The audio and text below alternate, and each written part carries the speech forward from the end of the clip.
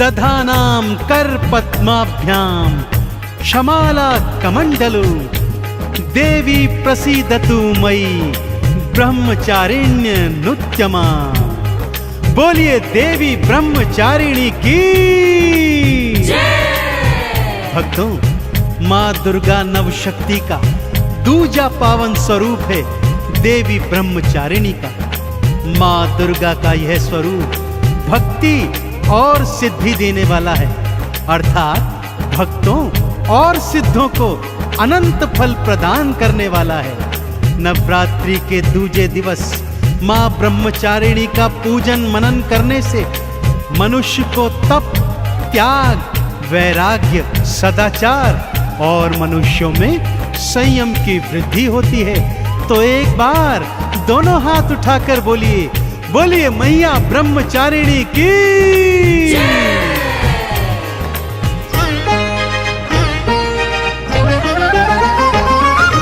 दुर्गा रूप निरंजनी दूजा ये अवतार है।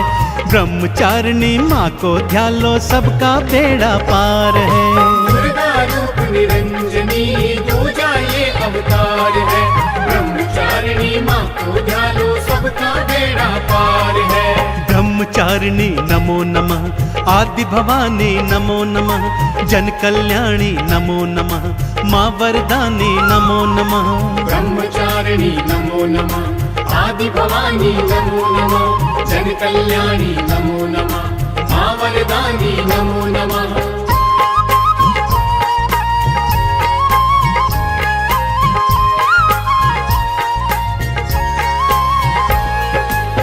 जैसा कि नाम से ही विदित है भक्तों, ब्रह्मचारिणी अर्थात तप का आचरण करने वाली। माँ दुर्गा का ये स्वरूप तप का आचरण करने वाला है। माँ का रूप अत्यंत ज्योतिर्मय और भव्य है। देखिए भक्तों, माँ के शीश पर तो स्वर्ण का मुकुट सजा हुआ है। माँ श्वेत परिधान में सुसज्जित है। माँ के एक हाथ में जपमाला है तथा दूसरे हाथ में कमंडल। स्वाभाविक है कि माँ ने एक योगिनी तपस्विनी का रूप धारण किया है। माँ के इस ब्रह्मचारिणी स्वरूप की उपासना भक्तजनों में अपार शांति प्राप्त करती है। तो दोनों हाथ जोड़कर माँ के चरणों का ध्यान लगाते हुए आइए सुनते हैं माँ ब्रह्मचारिणी की पावन कथा।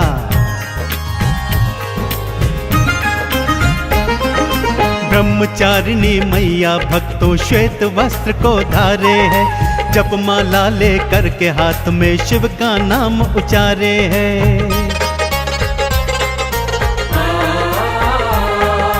दूजे हाथ में लेके कमंडल नमः शिवाय बोलती। अपने मन मंदिर के द्वारे शिव के लिए ही खोलती। शांत स्वरूप अपार है, माँ करुणा आधार है। ब्रह्मचारिणी माँ को ध्यान लो सबका बेड़ा पार है।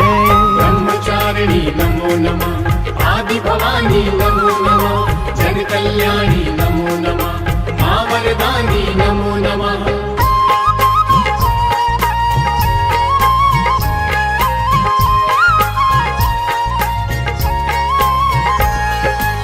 भक्तों, पहले नवरात्र में माँ शैलपुत्री की पावन कथा में मैंने आपको माँ सती की मार्मिक और पावन कथा सुनाई थी। वही माँ सती इस जन्म में पर्वतराज हिमालय के घर में पुत्री रूप में अवतरित हुई। माता पिता बहुत प्रेम से पुत्री का लालन पालन करते थे, परंतु पुत्री के मन में तो भगवान शिव को वरण करने की लगन लगी हुई थी। वो तो खेल भी ऐसे खेलती थी भक्तों कि स्वयं दुल्हन बन जाती और भगवान भोलेनाथ को दूल्हा मान उनसे विवाह करती रहती।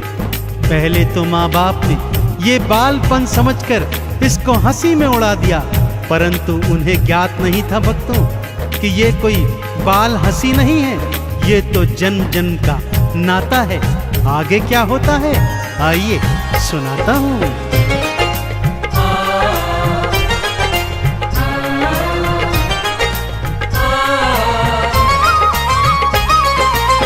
बालापन से शैलपुत्री माँ नमः शिवाय बोलती, अपने प्रेम को गौरा रानी शिव भक्ति में तोलती।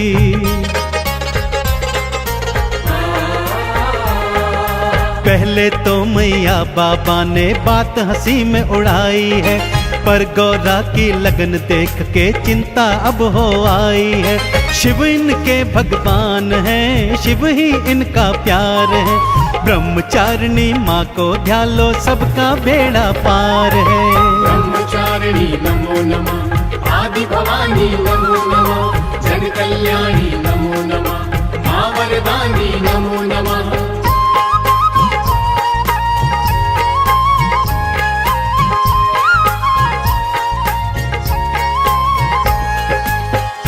बेटी शैलपुत्री अर्थात पार्वती अब युवावस्था की तरफ बढ़ने लगी थी भक्तों। उसे बढ़ता देख स्वाभाविक रूप से माँ बाप को उनके विवाह की चिंता सताने लगी। वो माँ बाप को समझाती, मैया बाबा चिंता मत कीजिए, मैं तो अपना वर पहले ही ढूंढ चुकी हूँ। ये सुनकर तो माँ बाप और भी चिंतित हो जाते। एक दिन राज पंडित बुलवाया और तीनों लोक में भिजवाया, जाओ गौरा के लिए कोई उचित वर ढूंढ के लाओ। राज पंडित जब जाने लगे तो मार्ग में शैलपुत्री ने उन्हें रोका। बोला, पंडित जी आपका भ्रमण व्यर्थ है, मैं तो मन तन धन से शिव को अपना मान ही चुकी हूँ। माँ ने समझाया, बाबा ने समझाया, सखियों ने समझाया, परंतु शैलपुत्री गौरा एक न मानी। और अब समय आ गया था माँ के ब्रह्मचारिणी स्वरूप को धारण करने का। ब्रह्म ऋषि नारद के कहे अनुसार उन्हें शिव को प्राप्त करने के लिए अब घनघोर तपस्या जो करनी थी। राजमहल को छोड़ी गौरा और वनों में आई है, शैलपुत्र के रूप को त्यागा योगी रूप धराई है। छोड़े सारे वस्त्र राजसी श्वेत वस्त्र को धारा है, शिव शंकर का ध्यान लगाती शिव ही सब संसारा है। मन में अब गंगधार है, शिव ही सत्य आधार है, ब्रह्मचारिणी माँ को ध्यालो सबका बेड़ा पार है। ब्रह्मचारिणी नमो नमः, आदि भवानी नमो नमः, जन कल्याणी नमो नमः, माँ वरदानी नमो नमः।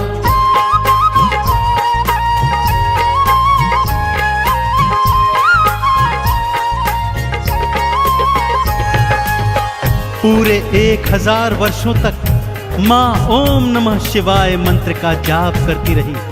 1000 वर्ष व्यतीत होने पर अब उनके तन से भी नमः शिवाय की वाणी प्रस्फुटित होती थी। उन 1000 वर्षों में माँ ने एक समय फल फूल खाकर अपना जीवन यापन किया, परंतु ऐसी कठिन तपस्या पर भी भगवान शिव ने माँ को दर्शन नहीं दिए। पिता हिमाचल और माँ मैना ने, सप्त ऋषियों ने आकर गौरा को बार बार समझाया, परंतु वो सब निराश हो गए और अपने अपने स्थानों को लौट आए। अगले 100 वर्ष मैया ने भूमि पर उगी घास शाक खाकर अपना जीवन व्यतीत किया, परंतु भगवान शिव फिर भी नहीं माने भक्तों, क्योंकि वो तो ब्रह्मचर्य व्रत धारण कर चुके थे। परंतु माँ भी तो हटी थी। अब उन्होंने हठ योग की ठानी। माँ खुले आकाश के नीचे आ गई, एक पांव पर खड़ी हो गई, दोनों हाथों को ऊपर नमन मुद्रा में कर लिया और मुख खोलकर हवा और धूप का सेवन कर वर्षा का पानी पीकर अपना जीवन व्यतीत करने लगी।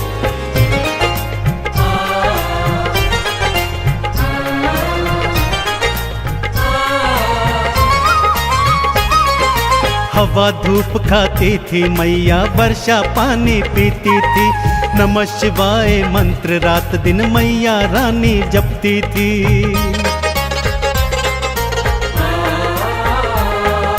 टूटे बिल्व पत्र भी खाए घास का सेवन करती थी, सुबह शाम और रात दिना बस शिव का नाम सुमरती थी। तप का किया संचार है, देख रहा संसार है।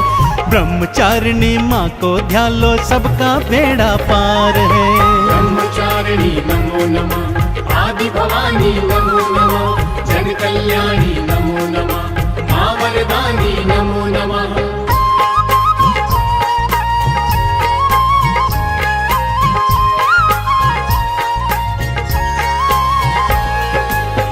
नमः शिवाय मंत्र का जप करते करते माँ की काया एकदम क्षीण पड़ गई भक्तों। सभी देवी देवता, ऋषि मुनि, सप्त ऋषिगण माँ की शरण में आ गए। माँ के तप की भूरी भूरी प्रशंसा करी और माँ से प्रार्थना करी कि हे माँ, अब अपना तप समाप्त कीजिए, क्योंकि आप जैसा तप न तो इस सृष्टि में आज तक किसी ने किया है और ना ही कभी कोई कर पाएगा। सभी ने माँ शैलपुत्री गौरा को ब्रह्मचारिणी का नाम दिया। तभी से सबने मैया की ब्रह्मचारिणी बोलकर जय जय बुलाई। सभी ने मिलकर चंद्रमौली भगवान शंकर को भी समझाया कि हे प्रभु, ये जो अपर्णा घास पात खाकर आपका घनघोर तप करती है, यही ब्रह्मचारिणी पूर्व जन्म में सती थी। कृपया इनका वर्ण कीजिए। सबके मनाने पर भगवान शिव मान गए, माँ को दर्शन दिया और उनके संग बड़ी धूमधाम से विवाह किया। तब हुआ पूर्ण मैया का शिव शंकर ने दर्श दिया। सबके समझाने पर शिव ने माँ गौरा से ब्याह किया।